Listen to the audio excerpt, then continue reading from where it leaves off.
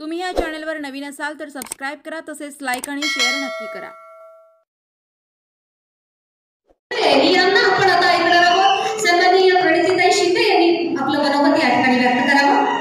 व्यासपीठावर उपस्थित असलेले आपले नेते आदरणीय शिंदे साहेब, आदरणीय भगीरथराव, आदरणीय उज्ज्वलाताई साहेब, आदरणीय बाप्पा पाटीलजी, आदरणीय बबनराव अंकाळेजी, आदरणीय संभाजीराव शिंदे साहेब, आदरणीय कमलताई, आदरणीय दादा साठेजी, नागेश पाटेजी, आदरणीय नंदकुमार पवारजी, चेतनभाऊ नरोटेजी, नादेव धोत्रेजी, सुभाष भोसलेजी, नागेश गंगेकरजी, प्रकाश तात्या पाटीलजी, बजरंगराजी बाबनजी, रमेशजी गंगेकरजी, संतोष भाऊ बैररावजी, दीपक गाडेकरजी, राजाराम बाबरजी, अरुणभाऊ कोळेजी, अण्णा पवारजी, पांडुरंग भोसलेजी, शारदान कोळेकरजी, दाजी देशमुखजी, अनिल अहमदरावजी, नागेश यादवजी, संदीप पाटीलजी, शंकर सुरवसेजी, किरण घाटगेजी, आपले सूर्यवंशीजी, रमेश भोसलेजी, सुरंजय पवार दादा, आदित्य हक्केपूरकरजी, नितीन शिंदेजी,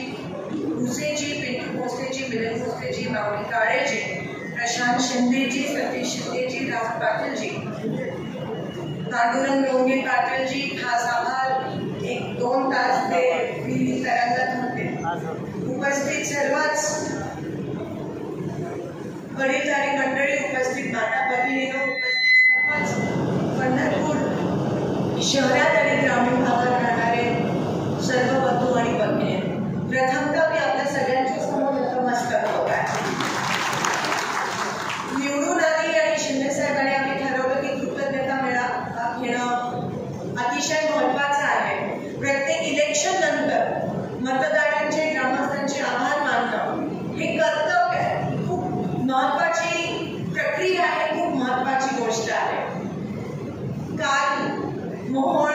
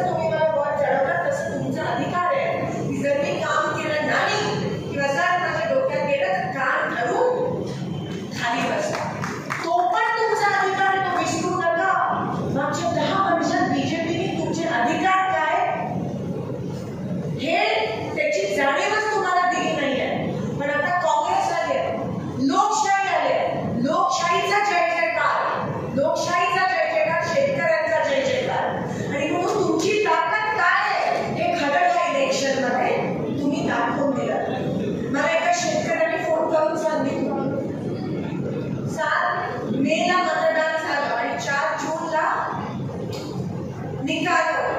तो 1 महिना कसा गेला मलाच माहिती. सारखं मनात टेन्शन होतं. पण मी काल पण बोलले, आज पण म्हणते, रोज एका गावातून फोन करायचा कोणीतरी. माझ्याकडे नंबर नसायचा, ओळख पण नसायची.